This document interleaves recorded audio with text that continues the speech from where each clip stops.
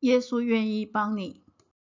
我们在这世界上有太多的问题，不知道该如何处理，自己无法处理，想要找人，也不知道别人有没有办法处理。更重要的是，别人要不要帮你。对有钱有势的人，或许这些都不是问题，因为他们的势力、钱财就可以帮他们解决。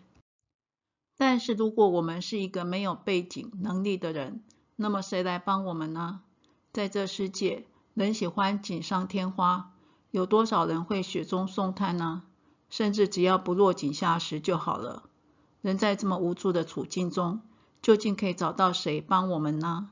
这世界不会势利眼，愿意帮助弱小的又有多少人呢？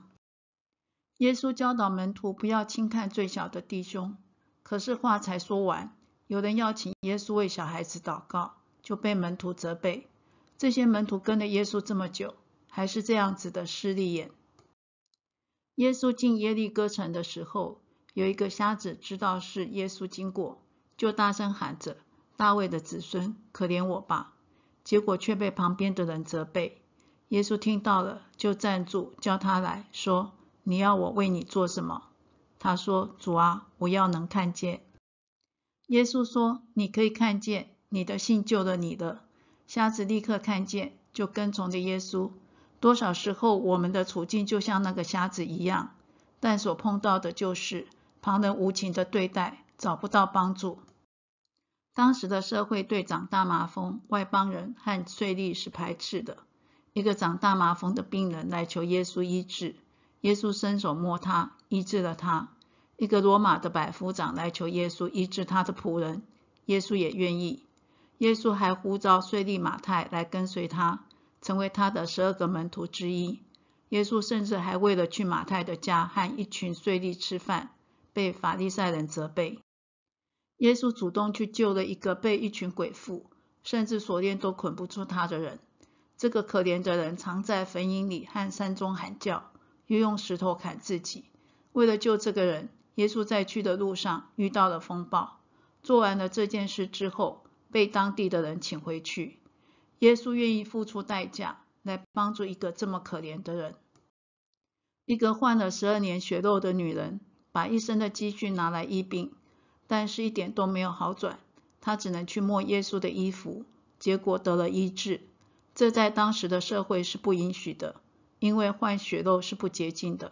但是耶稣知道之后，没有责备她，反而说：女儿，你的信救了你，平平安安的回去吧，你的灾病痊愈了。一个生来是瞎眼的人，连他的父母都不是关心他的，但是耶稣关心他，主动去把他的瞎眼医好了。一个拿因的妇人失去了唯一的儿子，在他儿子出殡的那一天，耶稣看见了，怜悯他，就去让他的儿子复活起来。安息日，门徒肚子饿了，掐着麦穗吃。法利赛人说这是不可以的，可是耶稣保护他们，为他们辩解。安息日，耶稣看到病人，怜悯他们，医治他们。但是法利赛人说这是不可以的，耶稣为真理辩护。就因为这样，耶稣被逼迫。看到没？耶稣在安息日给人吃，医治人的病，就是在告诉我们，他非常想要让我们得到安息。马太福音9章36节说，耶稣看见许多的人，就怜悯他们，因为他们困苦流离，如同羊没有牧人一般。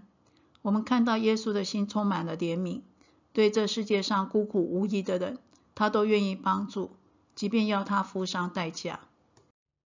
如果你觉得自己就像这些被耶稣帮助过的人一样，那么的无助，也找不到可以帮助的人，那么这些历史的见证就在告诉我们，耶稣愿意帮助我们。